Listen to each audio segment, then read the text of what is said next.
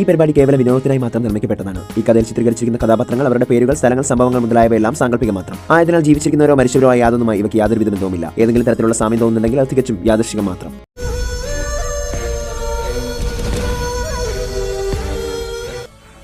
ജ്യോതി ഒരു നാഗകന്യകയാകാൻ തുടങ്ങുന്നു. ഇതേ സമയം പ്രകൃതിയിൽ ഒരുപാട് മാറ്റങ്ങളും വരാൻ തുടങ്ങുന്നു.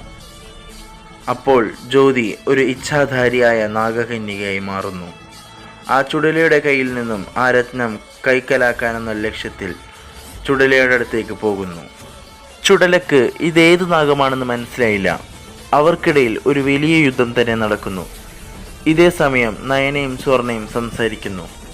നയന സ്വർണയോട് ചോദിച്ചു, ഇതേത് നാഗമാണ് നമ്മളെ സഹായിക്കുന്നത്? എനിക്കറിയില്ല നയനെ, നമ്മളെ കൊണ്ട് ചെയ്യാൻ പറ്റാത്തത് ഈ നാഗത്തിന് ചെയ്യാൻ പറ്റുന്നുണ്ട്, അതെങ്ങനെ? ഇരുവർക്കിടയിൽ യുദ്ധം തുടരുമ്പോൾ ജ്യോതി ആ ചുടലയെ കൊത്തുന്നു. ആ സമയത്ത് ശരണ്യയുടെ ശരീരത്തിൽ നിന്നും ആ ചുടല പോകുന്നു. ഇതേ സമയം പൗർണിമപുരത്തിലെ അറയിൽ നിന്നും ശബ്ദങ്ങൾ കേൾക്കുവാൻ തുടങ്ങി. യമുനെ, എനിക്ക് മോചനം ലഭിക്കാൻ പോകുന്നു. നിന്റെ ബന്ധനത്തിൽ നിന്നും ഞാൻ മോചിതയാകാൻ പോകുന്നു. എൻ്റെ മകൾ ജ്യോതി എൻ്റെ സ്വപ്നം നിറവേറ്റിക്കഴിഞ്ഞു. ജ്യോതി ആ നാഗരത്നം കൊണ്ട് വനത്തിനടുത്തുള്ള ക്ഷേത്രത്തിലേക്ക് പോകുന്നു. അപ്പോൾ നയന സുവർണയോട് ചോദിച്ചു, ഇതാരാ ഈ മഹാശക്തിശാലി നാഗം നമ്മൾ പെട്ടെന്ന് വന്ന് സഹായിക്കുന്നത്? അതേത് നാഗമായിരിക്കും? ഇവർ സംശയത്തോടെ അവിടെ തന്നെ നിന്നു. ഇതേ സമയം ജ്യോതി വനത്തിനടുത്തുള്ള ക്ഷേത്രത്തിലെത്തുന്നു. ജ്യോതി നാഗരത്നം കയ്യിൽ വെച്ചുകൊണ്ട് പ്രാർത്ഥിക്കുന്നു. എന്നിട്ട് യഥാസ്ഥാനത്ത് തന്നെ കൊണ്ടുപോയി വെക്കുന്നു.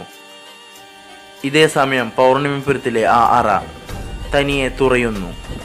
അതിൽ നിന്നും ഒരു ശക്തി പുറത്തേക്ക് വരുന്നു. ഇതേ സമയം പ്രകൃതിയിൽ ഒരുപാട് മാറ്റങ്ങൾ വരാനും തുടങ്ങി.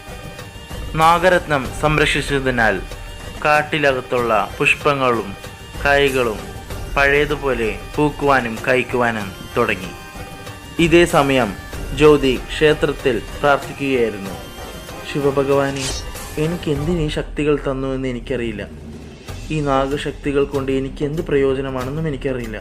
പക്ഷേ ഈ ക്ഷേത്രത്തിൽ നഷ്ടപ്പെട്ട നാഗരത്നം ഞാൻ തിരിച്ചു വെച്ചിട്ടുണ്ട്. ഇനി ഈ രത്നം ഇവിടെ നിന്ന് ആരും എടുക്കില്ല. ഇതിൻ്റെ സംരക്ഷക ഇനി മുതൽ ഞാനായിരിക്കും. നാഗരത്നം ഇനി മുതൽ ഞാൻ തന്നെ സംരക്ഷിക്കും. ഇത് സത്യം. ഇനി മുതൽ ജ്യോതി ഈ നാഗരത്നം സംരക്ഷിക്കുമെന്ന് ശപഥമെടുക്കുന്നു.